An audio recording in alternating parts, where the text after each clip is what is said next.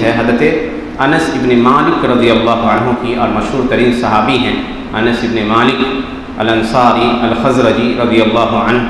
اللہ کے نبی صلی اللہ علیہ وسلم کی خدمت کی 10 سال انہوں نے، چھوٹے سے تھے، 10 سال کی عمر تھی ہوگی۔ اللہ کی ان کی والدہ ام سلیم اللہ کے نبی صلی اللہ علیہ وسلم کے پاس لے کر آئی اور کہا اے اللہ کے نبی، یہ میرا بیٹا انیس ہے، یہ آپ کی خدمت کرے گا۔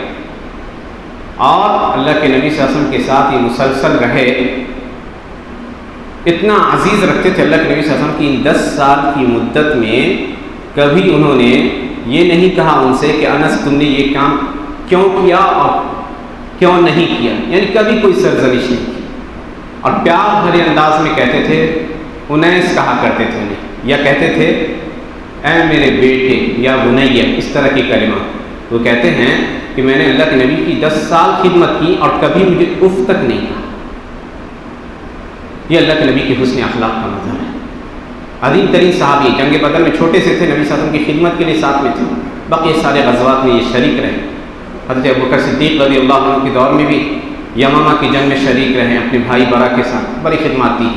حضرت عمر فاروق کے عہد میں بھی بحرین میں زکوٰۃ کی وصولی پر مامور تھے، اور اس کے بعد جب فتوحات کا زمانہ آیا اور مکمل ہو گیا تو عراق کے بصرہ شہر میں یہ آباد ہو گئے تھے۔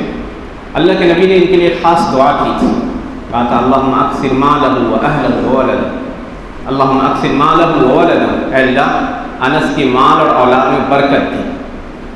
کہا جاتا ہے، اور عمر میں برکت دی، کہا جاتا ہے کہ لمبی عمر پائی، 100 سال سے زائد کی عمر پائی، اور سن 91 یا 93 ہجری میں ان کی وفات ہوتی ہے۔